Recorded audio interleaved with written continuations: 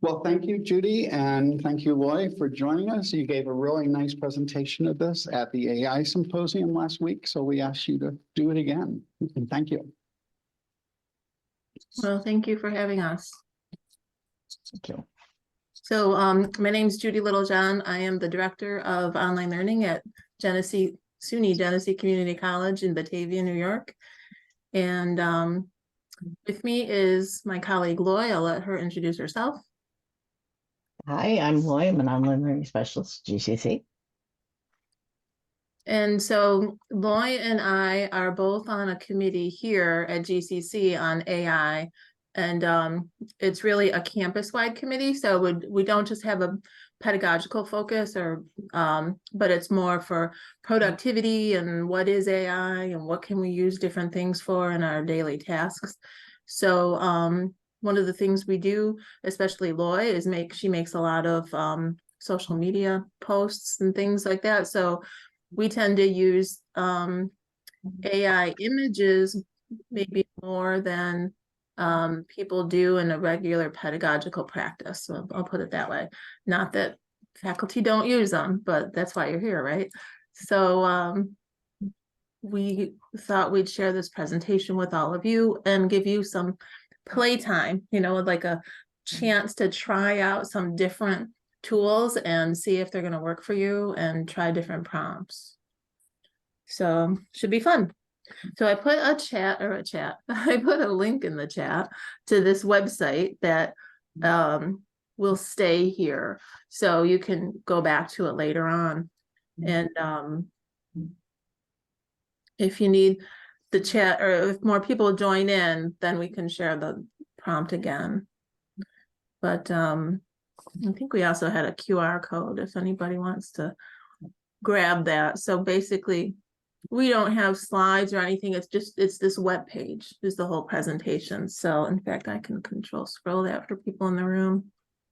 So if you're in the room with John, you can just scan that with your camera and get to the URL. So we have a couple of learning objectives we just wanted to go over briefly. We want to look into the fusion of art and technology, cultivate awareness of harmful stereotyping in AI-generated imagery through careful prompt generation, try out the tools that we're looking at, watch how changing your prompts and other things that you put into the tool kind of refine and cause evolutions of the images. That's kind of fun. Explore the potential of AI in unlocking creativity. And we wanted to try some team activities. So we're hoping maybe the people that are together in the room could be a team, and those of us in Zoom can be another team. And look at the endless possibilities at the intersection of AI and art.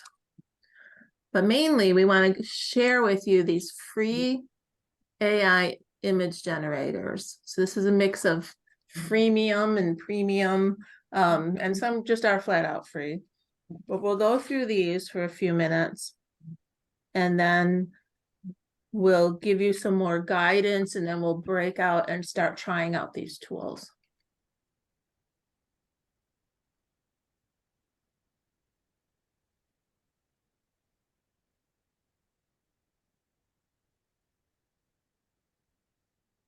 Okay, do you want to start with the Canva then? Sure. Well, Canva is Yeah. Do you want to get started? Okay. I know Canva was on my list. So yeah. We're having a morning, I think, both of us.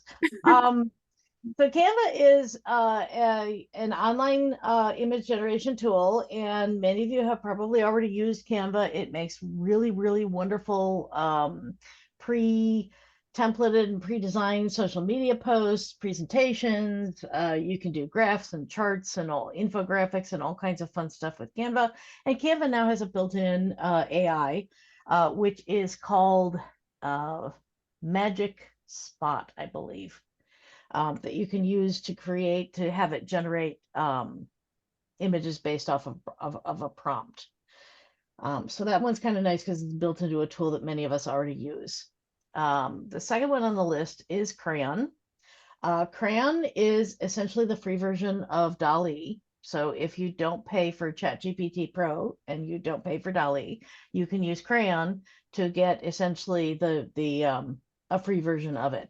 Crayon is nice. It does a lot of generation. One of the nice things about it is that you can use it kind of endlessly. A lot of the tools that we're going to show you have a limited number of times per day that you can use them in a free mode, and Crayon does not have that.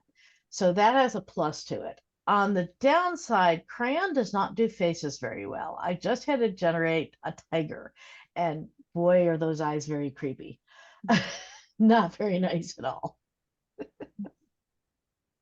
So the next one on our list here, and by the way, all these links, if you're on the page, should open out into a new tab. So you can have all the tabs open and still be able to get back to the website. So the next one on there is Deep AI, and this one has a lot of options. So you can kind of go through and they suggest different ways to set up your picture. So you can choose like a cute animal or anime or a portrait, and they give you a lot of guidance going through there. So that one's kind of fun. And with Google Image FX, you sign in with your Google account, and it's through the Google Test Kitchen. So you can go in there and work on those, and that one is also free, so can give that a try as well. Okay, so the next one on the list is Firefly. I actually use Firefly a bit, and my students in my fashion class also use Firefly. We use Photoshop in class, and if you have the newest versions of Photoshop, which it's kind of hard not to since they've gone to subscription model, but if you have the newest versions of Photoshop and you are working on an image, Photoshop will actually pop up and suggest, hey, I think AI can help you with this task. So it's almost impossible to get away from if you have Photoshop. It does a nice job at what I would describe as image correction, retouching, that sort of thing. And it's obviously been trained on a lot of those models, so it does those really well. It's not so good at generating things off the cuff. So, I want a picture of a tiger. It's not going to generate a picture of a tiger. But if you give it a picture of a tiger in a zoo and you ask it to put that tiger in the jungle, it can probably do a pretty good job of that. So that gives you some idea of the capabilities of Firefly. Hotpot AI, which is the next one, that's one my students also tend to use quite a bit. It's an AI art generator. It is really, really, really nice for a free generator. Again, this morning I threw the prompt 2 words, a tiger. I threw it into all of the image generators to see where they're at today, because obviously today, tomorrow, the next day, they'll change the capabilities. And the tiger I got has actual definable whiskers, and they look like whiskers. So Hotbot can do a nice job at that. It is limited in what you can do with it. As the free version, you have to pay to get more images, pay to get different styles. Certain styles are locked behind the paywall. But if you don't mind the free version of it, it does a really nice job at generating photorealistic images. Okay. Next is ideogram. Whoops, and I clicked right on it. Sorry about that. But this one actually puts text right in the image. So since I clicked on it, I can just show you like Cricket here or the first meeting. So in your prompt, you would you'd write out what you want, and just describe what you want it to create, and then in quotes put the words that you want it to add into the image, and you'll see them right in there. It doesn't always spell correctly, so you got to keep an eye on that, but it is kind of fun to try out, and then that way you don't have to find a second way to add your words to your image later on. So I think that's kind of helpful. Okay. The next one is Leonardo AI. I really like Leonardo. It's one of my favorites. Rapidly becoming one of my favorites at the moment. You do have to sign up for a free account, and then you get a set number of images you can produce with that free account. And if you want more than that, you have to buy a plan. Again, paywall. but the images it generates, not only are they photorealistic and excellent, just in the style of the images, but it will generate, 4 to 10 images for you that are all in different styles. So, again, I asked it for a tiger. I got a watercolor tiger. I got an anime tiger. I got a photorealistic tiger. It generated, a bunch of different styles for me. And Leonardo has also a prompt improvement tool, which is really, really awesome. You can actually ask it to generate better image prompts for you. So if you feel like you're trying to prompt an image generator to come up with something specific and it's not working for you, Leonardo can help you come up with the correct prompt to get what you want. So you kind of throw a little chat GPT in with your image generator and you get Leonardo. So like I said, rapidly becoming one of my favorites.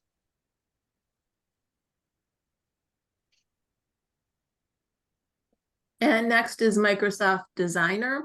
And for this, you got to have a personal Microsoft account. I have not been able to spend much time in here because our campus Microsoft accounts do not permit access to this. So I can only look at this when I'm at home and signed in with a personal account. But once you're in there, you can just generate your prompts, but I can't go into a lot of detail because it's honestly been a couple of weeks since I was in there. So I don't want to give you misinformation. So when you're home, trying out your, or signed into your personal computer with your own Microsoft account, go ahead and give that a try.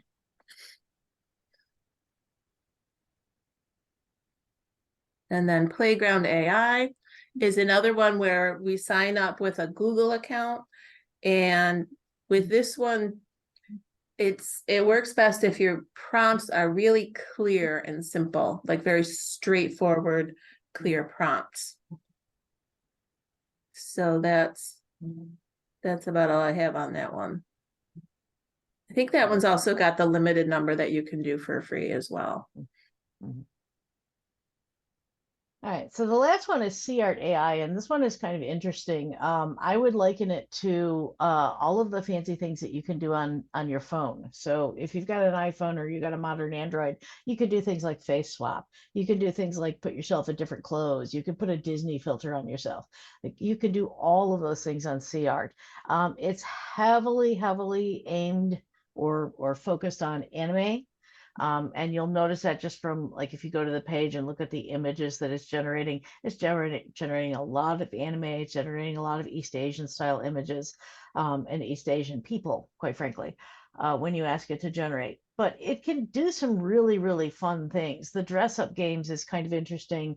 As I mentioned, I am also an adjunct instructor here. I didn't mention that before, but I teach fashion technologies, and my students can use this tool. It's very similar to what we call virtual fitting rooms, where you can take a picture of yourself and the virtual fitting room will put you in different clothes.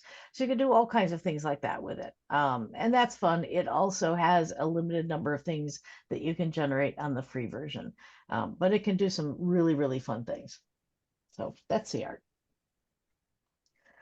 Yeah, I think CArt is pretty fun too. So we have a Padlet here right after this topic. So those of you who are participating today, if you've got some other tools that you're using and want to add them to this Padlet to share with others or point them out or raise awareness, please feel free to go ahead and do so right there in the Padlet. There are topics for free with other account, freemium, or premium. So please, because we're always looking for suggestions, especially from other users. So, or beta, that I knew there was another topic, but so please go ahead, and we've got a raised hand. Manta, would you like to go ahead? Yes, hi, how are you? Doing well, thanks. My question to you is, I'm actually, and this is more of a personal thing that I'm trying to do. I'm trying to help my son with a professional picture using AI for LinkedIn. Which one of the tools would you suggest would be the best, where like, he has a simple picture that we already have available. It's just that we want the background to be removed, make it more professional and all those things. Is that something that you would have an idea of what tool would be? a good one? Well, I've got a couple of suggestions. Hotpot and CArt will both do that. And both do it reasonably well. Keep in mind that anything that tries to remove the background or in particular a lot of the headshot AI apps, and they're very, very specifically headshot AI apps. If your face is pointed off to the side in the original picture you give them, it will literally turn your face, which means it's trying to recreate a part of your face that wasn't in the original picture. And sometimes they're stunningly accurate, scarily so, and sometimes not so much. But yeah, Hotpot and CArt will both do that. Probably the other AIs will do that. Those are just the two that I know off the top of my head because they advertise it pretty loudly. Okay, thank you.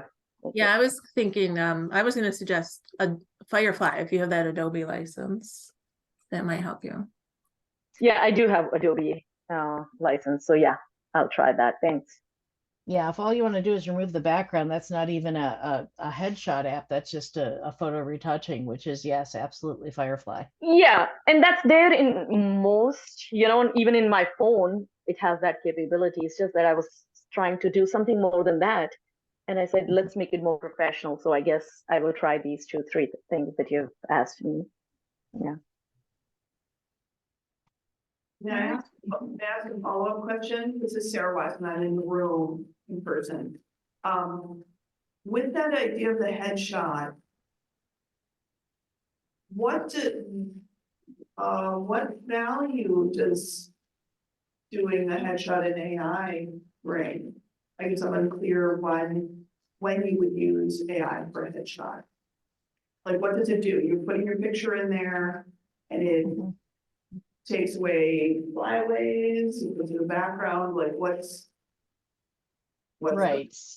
So look at my picture up here on the screen, and I have stuff in the background, and I have little bits of hair that won't behave themselves because I need a haircut. It will fix all of that. It will even out your skin tone. It will improve the lighting on the image.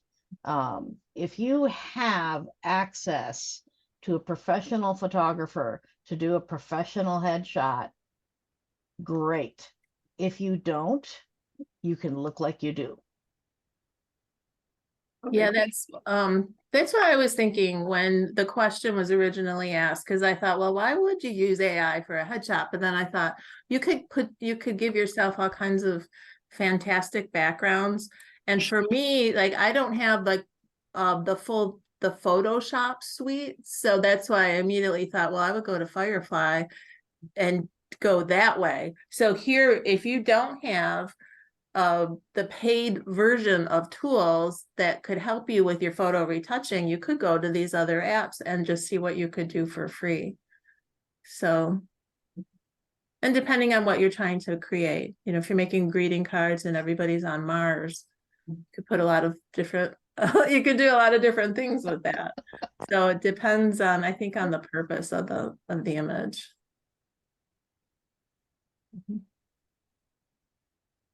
Yeah, I largely see it as an advantage. I largely see this as almost an inclusivity tool. If you have access to professional corporate headshot makers and you can pay that money, or your company can pay that money and generate, you march down to the photography studio and you sit and they play with your hair and they do your makeup and they do all the things and professional clothing.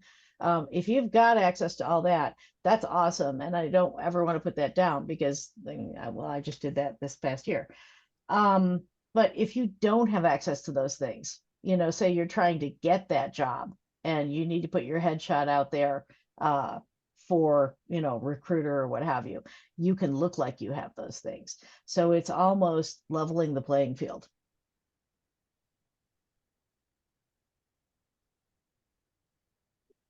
Any other questions right now?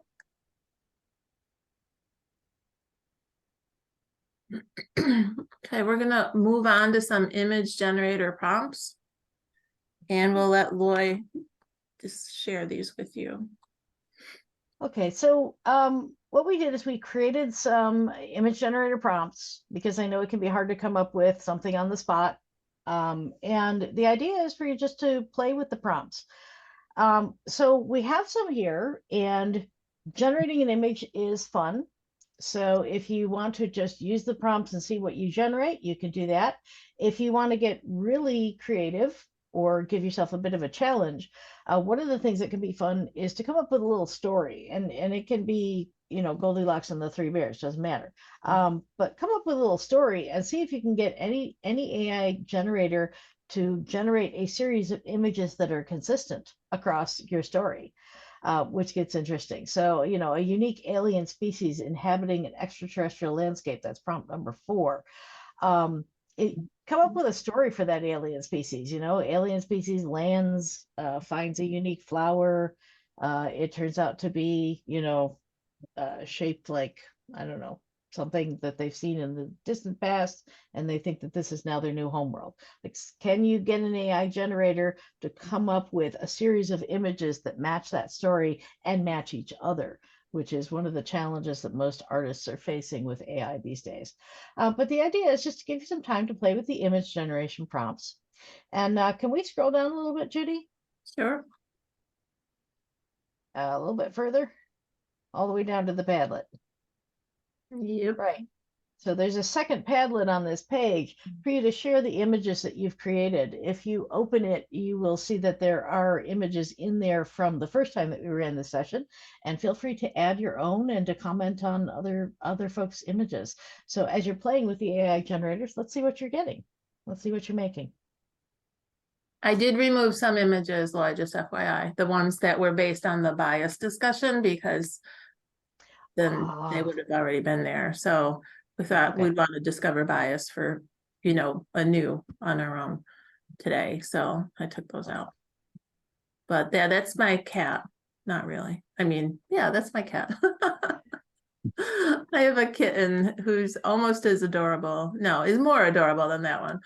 But so I'm reading cat stories all the time. So anyway, let's go back up to these prompts. Oh, and one thing I would just want to share a quick caution. It's not a bad thing, but it's just to save yourself from frustration. Like number 6, generate a portrait of a fictional character from a popular book or movie. It's really hard to get these AIs to generate a historical figure who was real. So don't spend a lot of time on that at this point. Maybe in another year we can do that, but don't try to make like Abraham Lincoln skating in Rockefeller Center or something like that, because it's not going to make Abraham Lincoln for you. So, but yeah, we wanted to see if people want to work together on this and try to collaborate on a story like Lloyd briefly shared with you, or if you want to work independently, or just try clicking on some of those AI generators that were above and follow one of these prompts and see what you get.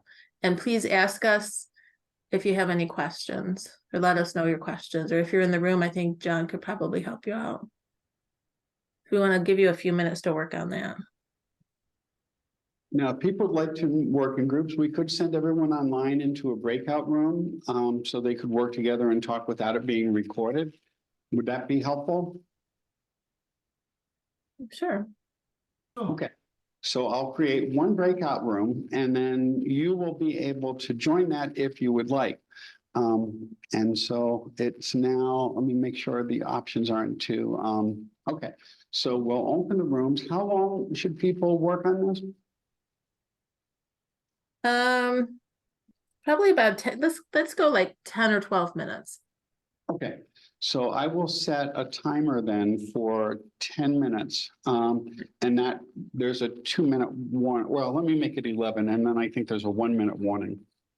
So if you would like to work with other people and experiment with these things without it all being recorded, join the room, and you should see it now at the bottom of your screen, and just choose to join. Thank you. And we will mute our stuff here in this room, and we'll, so we won't be recorded, and we'll work with it too. And you guys can hop into the breakout room if you want to see how it's going or whatever. And thank you.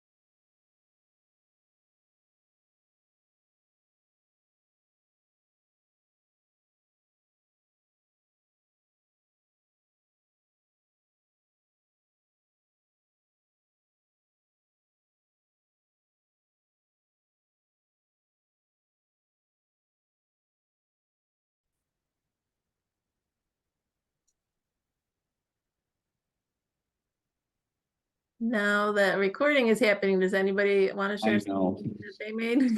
Could you share that one again? Judy, could you share it again? Oh, sure, I can. I was just snipping it to put it in. Okay. So this is what the one I made, what was the prompt to create a fantasy creature that was part lion, part eagle, I think.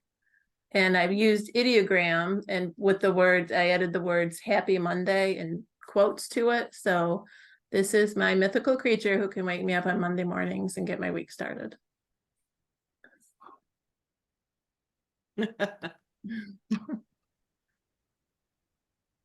Well, I went more work wise, and I did this. Let's see if I can share. This one's at Leonardo. So Mhm. first I was talking about a professional working adult, proud of earning a degree and advancing in their career. And then I tried to do it I used their setting, which was the prompt that is a paragraph. Talking about sharp lines of a suit, and I added in a family, but you can see it took it away from the education. So I would have to work on that a little more. Well, you got up to speed quickly, Jill. Good job. Thank you. Anybody else? This is Sarah in the room. I loaded it into Padlet. We tried raining cats and dogs. Oh, And dear. it did not work. So I don't know who can show that in Padlet, but it just did. It got rain and it got cats and dogs, but it didn't. We were trying to use the word, we used the word idiom, we used the word phrase, we put it in quotes. It did not seem to pick up on that idea of raining cats and dogs, other than very literally.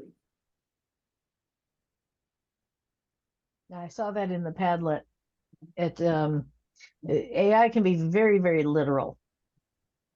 And so, when you give it raining cats and dogs, it just gave you rain with cats and a dog.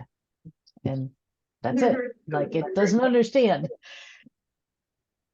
Who was it that brought the I think it was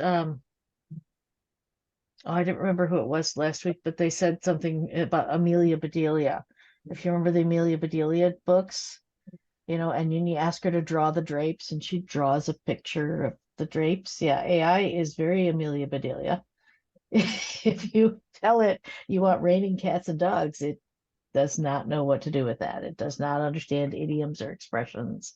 And sometimes it doesn't even get context. So that's a good example of that. And thanks for putting that up in the Padlet. So before we run out of time, because time is flying by, it's so fun once you start playing, I use in air quotes because it's work. We're at work. The time just flies by so quickly, but there are a handful of topics that we just want to touch base on before we go. And one is just things to consider, and they're here. Oh, I stopped sharing. They're on the website, and with links. So we've got some hyperlinks here. But one thing is copyright, right? This is a debatable topic. If you create an image using an image generator, how do you copyright that? Who owns the image? And an attribution right below that is very close. And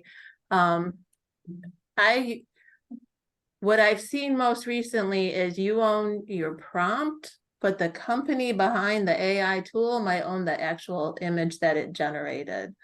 So you could copyright your prompts, I believe, but I don't know if you could prevent the company from using your image.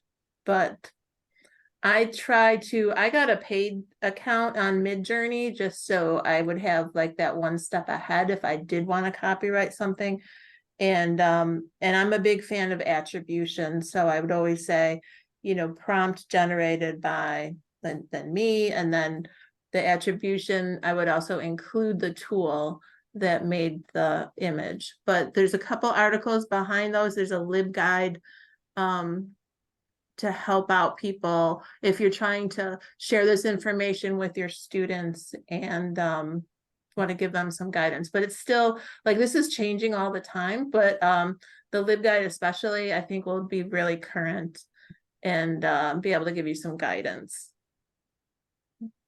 And then, of course, the deep fakes are constantly in the news, right? And people are trying, there's a big movement toward federal legislation to outlaw deep fakes, and I don't know where that's all going to go, but that's another one we're linked to an article here. So you can take a look at what's going on with that. But Loy's got a few thought-provoking comments to share with you about perpetuating stereotypes. So I'm going to turn it over to Loy now. Okay. So one of the things that we find it hard to get AI image generation to do is to generate atypical people, or in some cases they're just real people, but they don't match the stereotypes that we're expecting. And so I put a few prompts in there that I have had to fight with AI to generate correct people, and or generate, yeah, well, they're all pretty much people. But the realistic plus size people, in fact, realistic plus size women in particular, the last time we ran this workshop, students were actually able to do it pretty well. And so my impression is, in the couple of weeks between, the time that I last tried it and the time the students tried it, AI has gotten better at generating realistic plus size women. They still lack chins. Like, I have chin, right? Actually, I have two of them. And most plus size people do, to some degree or other.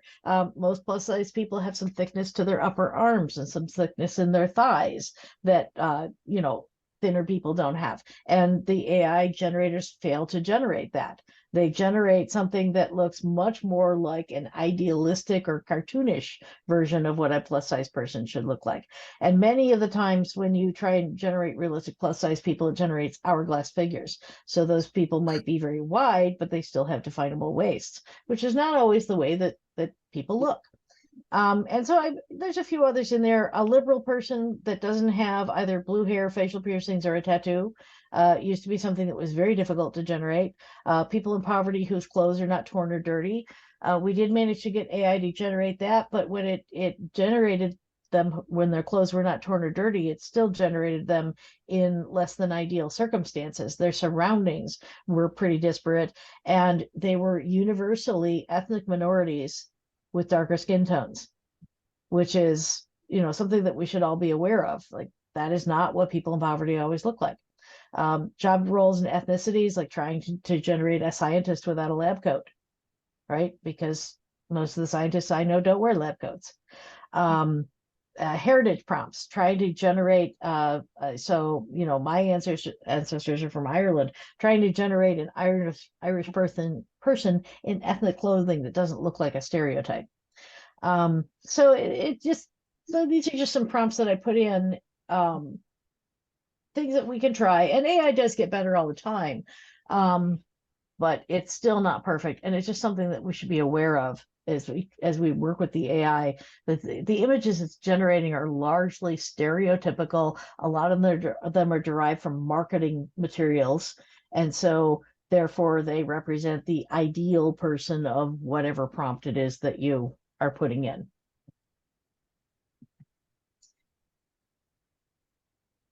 So you can circle back and try out some of these other prompts. Yeah, try to get an Irish person who's not a leprechaun or dressed in green from head to toe. So again, we want to reiterate, please feel free to share your images. We want to see more. I'm going to add my Monday morning creature on here. And at the very bottom, these are just our email addresses. We're both at Genesee Community College. And if you have any other questions or anything you want to share, please feel free to reach out to us. Or if you've got any AI tools that you use and want to share those, please go ahead and put them up in that first Padlet. So anyone on this site can see those. I think, and Loy posted an article in the chat. Oh, the Black Pope. Yep. The Black and Asian popes. Yes. Yeah. Oh, and I can stop sharing. But Yeah, so that's what we have for you today. Hopefully, you can feel a little more empowered to go out and try these tools and know that there's guidance and there's other people in the same boat, and there are people here that you can reach out to, and we can have further conversations as you wish. But yeah, if you have any other questions, please, you can ask now, or please feel free to follow up via email. And thank you. Thanks for having us. It was fun. Well, thank you for joining us. We really appreciate it. And it was fun. Thanks. Thank you. We'll go back to Batavia now. Now you have to go back to work. Yes, well, this is work. Yeah, middle stage.